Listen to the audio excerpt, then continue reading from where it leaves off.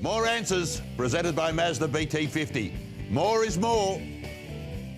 Hello there, welcome along to our weekly look at what's happening in rugby league thanks to our great mates at Mazda and the BT-50 and Sam Kekovich. A big question for you as a guy who's been in football for the best part of 40 years, and I say this with all due respect. You've got a situation at the West Tigers, my club, where a bloke, Benji Marshall, has signed for another club, paraded himself, and then basically said, well, if you don't want to pick me, then I'm okay with that. So what would you do? Sack him or play him? Well, one of the key components, as you know, in all sport, in any club sport...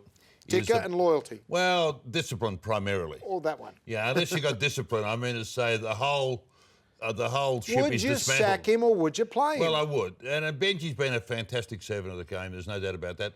Great servant of the West Tigers. But the reality is, you know, this is just, adding salt to the wound. What it does that really gets me is they don't see it as an opportunity. I remember Peter Sterling saying once, I don't care who leaves the game, trust me, someone else is coming through. And he played with Cronin and Kenny and himself, obviously three of the big names, and Ella, three of the four big names. The adage at the club and he knows that someone else is coming through. So give Curtis Sirenen a go. Give somebody else a run in that position because you know what, in 12 months' time, Benji Marshall, as much as he did in 2005 and 2006 and so on, will be consigned to history. Will be consigned to history. The club is always bigger than the individual.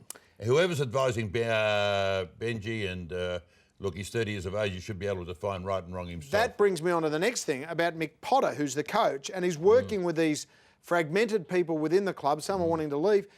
Give Mick Potter a go. Don't just throw him out with the bathwater as well. Yes, they've had a poor season, but they were always going to have a poor season because some of the recruiting that was done by the previous coach, who they're still paying for, wasn't up to scratch.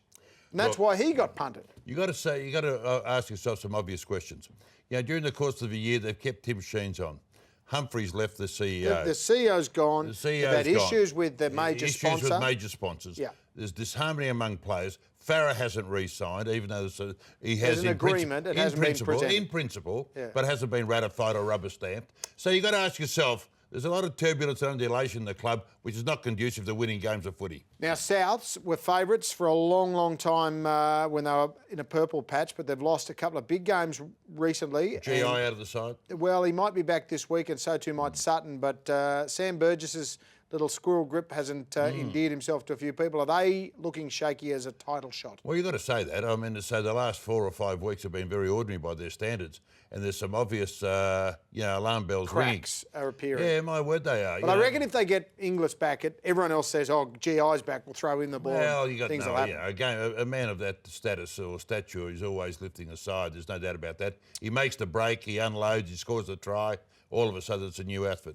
Quintessential game this weekend against Manly, of course, for South Sydney. But hopefully, because I've got them in a multi, they can turn things around. That'll do it for this week. Thanks to the Mazda BT-50. We'll see you next week.